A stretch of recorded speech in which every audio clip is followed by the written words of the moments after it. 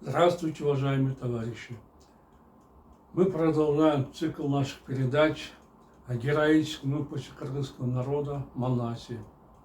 Как я вам говорил в предыдущих передачах, мною на основе варианта сказителя Сагынбая Орозбакова написан пятитомный роман в прозе на кыргызском языке.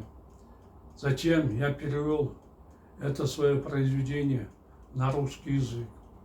И оба этих варианта выставил для продажи на своем интернет-сайте epos-manas.com. Кто хочет, тот может приобрести там мои романы.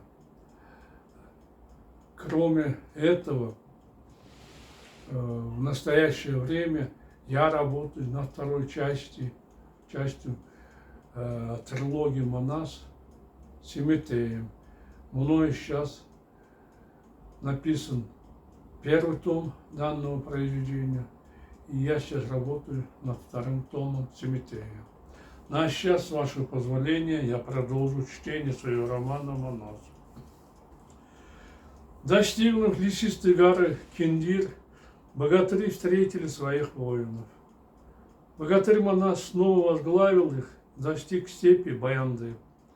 Забравшись на вершину белоснежной горы, воины на расстоянии одного лошадиного перехода увидели город Аранник. Некоторое время спустя из него вышла многочисленная армия во главе с Киселиком. Двигаясь по широкой дороге посреди степи,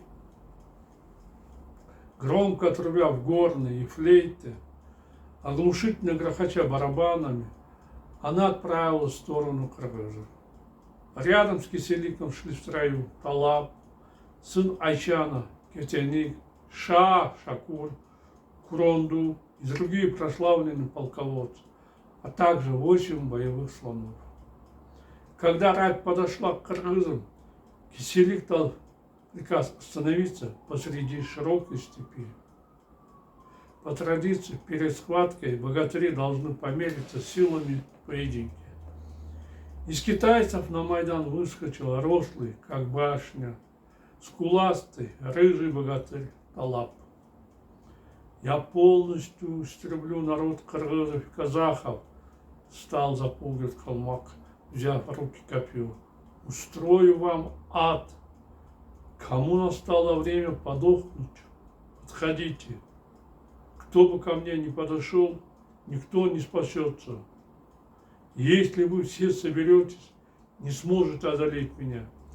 Кому пришла смерть, входите на великана Талапа быстро». От кыргызов на поединок отправил среднего роста, широкоплечий, смуглый кипчакский богатырь Кучок. Он с громким криком выскочил на Майдан и атаковал калмака копьем. Богатырь Талап отбил удар и изо всех сил ударил Кучока по лицу. Кыргыз с разрубленной головой вмиг обмяк и отправился на тот свет. После его смерти Талап еще больше разгордился. «Ваш богатырь не смог выстоять, как воробей, оставив меня в печали», — издевательски проорал он. «Побыстрее подходите, богатыри. Если хотите, вместо 1000 выходите 10 000. А если стосковались по своей смерти, можете выйти с копом, алаши». Манас, как обычно, установивший свой большой желтый шатер позади расположения войск, печально покачал головой. «Талап правду говорит», — горестно произнес богатырь. Кучок не смог оказать ему сколь-нибудь достойного сопротивления. Немного подумав, Манас выставил на поединок богатыря Талипая, среднего роста, смуглого богатыря, закаленного во многих боях, знаменитого на всю округу. Уверенный в своей силе, кыргыз ураганом ворвался на Майдан. Он сходу атаковал калмака копьем. По его расчету, от такого удара Талап должен был слететь с лошади и тут же испустить дух. Но все обернулось иначе. Калмак не то что не слетел с седла, но даже не шелохнулся. Он отбил протянутое копье щитом и наискось ударил по нему мечом. Кыргыз с обломанным копьем бросился бежать к своим. Калмак догнал его и взмахнул мечом. Расколотый надвое вместе со своей лошадью, Талибай грохнулся на землю и отправился на тот свет. Легко одолевший кыргыза Талап еще больше возгордился. «Можете подходить ко мне, Чанту!» – стал неистовствовать он. «Я всех вырежу и устрою вам конец света!» «Что этот подлец болтает?» – возмутился рослый, рыжий казахский богатырь Суворун и вышел на поединок. Расхрабрившийся казах подъехал к Калмаку. Опережая его, Талап копьем проткнул Суворуна печень. Он упал с лошади и неподвижно замер. «Что этот неверный себе позволяет?» – поразился Бакай. Он всем пролил кровь, не пощадив никого, кто вышел против него. Разозленный богатырь, спросив разрешения выйти на поединок у Манаса, привязав к себе все вооружение, помолился Богу и вышел на Майдан. Бакай, как птица, доскакал до Талапа и ударил его копьем. Пренебрегая им, Калмак усмехнулся. Чтобы разбить вдребезги копье кыргыза, он ударил по нему палицей. Пока она не достигла цели, Бакай дернул копье к себе. Пролетевшая мимо палец ударилась об землю. Калмак поднял его, вознамерился провести еще один удар. Опережая врага, Бакай ударил его в кадык копьем. Из горла Талапа густо потекла алая кровь. Не давая врагу опомниться, Бакай мечом отрубил ему правую руку. Оставшись с одной рукой, Талап насмерть перепугался и попытался сбежать. Когда он повернул голову лошади, Бакай ударил его по шее острым мечом. Калмак с отрубленной, скатившись на землю, как яблоко, головой, также отправился к праотцам. Увидев его смерть, калмаки отправили против Бакая на Майдан рослого, смуглого, рыжего богатыря Сухсака. «Ты привел меня в ярость, убив Талапа!» – заревел Калмак, крепко сжимая палец в руках. «Я отправлю тебя к предкам, Чанту!» Пришпорив белогривого коня, Калмак доскакал до Бакая. Два богатыря несколько раз схватились на копьях, 40-50 раз сразились на секирах, но не смогли одолеть друг друга. Когда они бросили на землю секиры, Бакай снял со спины винтовку Кокчебык. Он взял на мушку Калмака и нажал на курок. Метко пущенная пуля попала Сухсаку в голову, отчего он слетел с лошади и попрощался с этим бренным миром. После этого на Майдан от Калмака вышел высокого роста, смуглый, скуластый богатырь Кителик. «Я всех вас уничтожу!» – яростно закричал он и поскакал к Бакаю.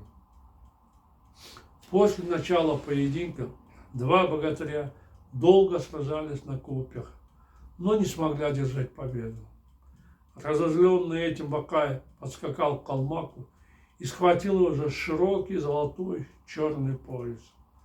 Он вырвал его из седла, как шестилетнего ребенка, и бросил вниз. Ударившись сильно головой об землю, Кителик получил тяжелое ранение. Не в состоянии подняться с места, ползая на брюхе, Калмак испустил дух. Наступил вечер, поэтому обе армии возвратились на ночлег. Выставив усиленный дозор, поужинав, они отправились спать. На следующий день, на рассвете, поединок богатырей снова продолжился. «Приходите сюда поскорее!» – стал кричать вышедший на Майдан на коне Жаркок рослый, рыжий богатырь Шакурша. Поскорее пошевеливайтесь. Против него из кыргыза вышел богатырь Урму. Калмак попытался ударить его мечом. Увернувшись от удара, кыргыз выстрелил в Калмака из ружья. Пуля попала ему в горло, и он сразу отправился в ад, не успев вымолвить ни слова. После смерти Шакурши на поединок против Урмы отправился рослый, могучего телосложения богатырь Куронду. «Поддержи меня, Лайлама!» – громко прокричал Калмак. «Кто ко мне придет, тот погибнет! Как бы вам зазря не подохнуть, кыргызы, понадеявшись остаться в живых!» Начав битву, богатыри раз 15 бились на копьях и 40-50 раз сразились на мечах. Затем они стали сражаться на секирах. Не достигнув успеха, богатыри стали обстреливать друг друга из лука и ружья. Но никто не смог одержать верх. Из-за того, что стемнело, поединок прекратился. На следующий день, на рассвете от Калмака, на поединок вышел богатырь Качалок. 50-летний мужчина с огромной котлообразной головой, двумя густыми бровями, прославившийся своими многочисленными победами. «Поддержи меня, Лайлама!» – крикнул. «Где вы, Чанту? Подходите ко мне!» Из-за его грозного вида некоторое время никто из кыргызов не осмеливался к нему подойти. Тогда, чтобы поддержать честь алашей, на Майдан с громким криком выскочил среднего роста, широкоплечий, светлолицый казах Ашамбай, сын Кабайбая. Он подскакал к Качалуку и ударил его черным копьем. Калмак нанес удар секирой по копью казаха, полностью разломал его. Осколки копья разлетелись в разные стороны. Один из них попал в глаз Ашана, и он ослеп на один глаз. Не выдержав боли в глазу, повернув голову коня, казах бросился бежать к своим. Качалык догнал его и ударил по голове секирой. Оглушенный Ашан еле достиг рядов своего отряда и грохнулся на землю.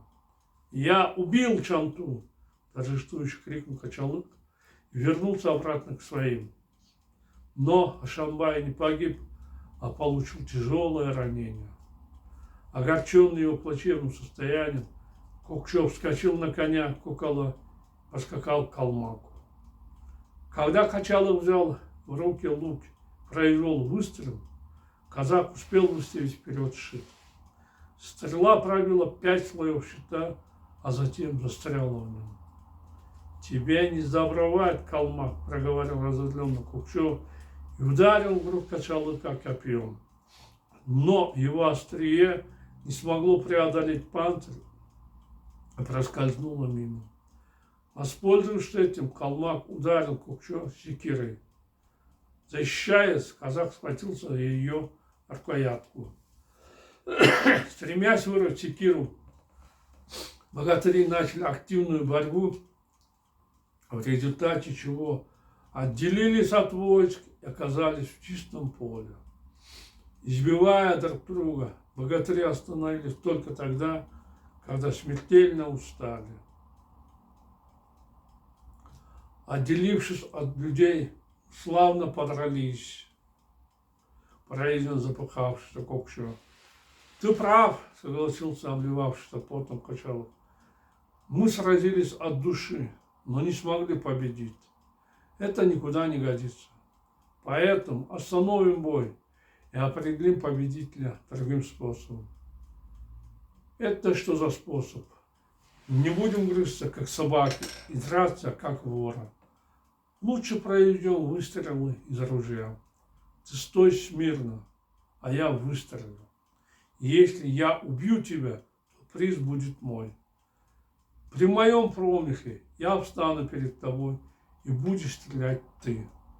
Сразимся таким мужским способом, и пусть победит сильнейший. Я согласен. Кому из нас первым стрелять? Стреляй ты. Качалык, согласившись, взял в руки ружье, зарядил его и прицелился. Сохрани меня, Бог, молился про себя Кокчо и закрыл лицо щитом. Качалык взял на прицел середину бровей казаха и нажал на курок. Пуля просвистела высоко над головой богатыря, и Кокчо остался в живых.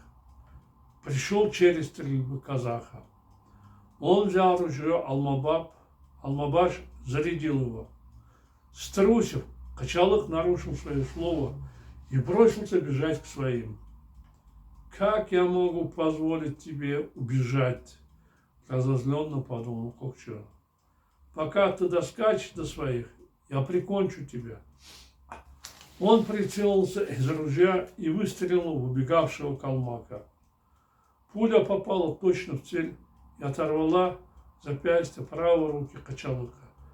Раненый калмак, громко крича от боли, удерживая левой рукой поводья, поскакал по высохшим руслам рек и оврагов в сторону своих войск.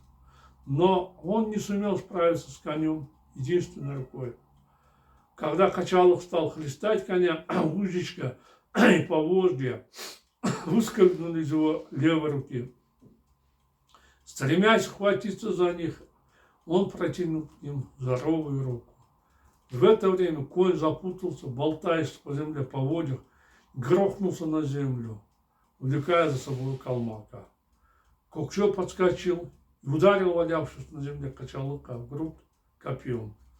Калмак снова опрокинулся на спину. Когда он, опираясь на левую руку, попытался встать на ноги, Кокчо ударил его по шее мечом. Как упавшая с крыши тыква, голова Качалыка шлепнулась на землю.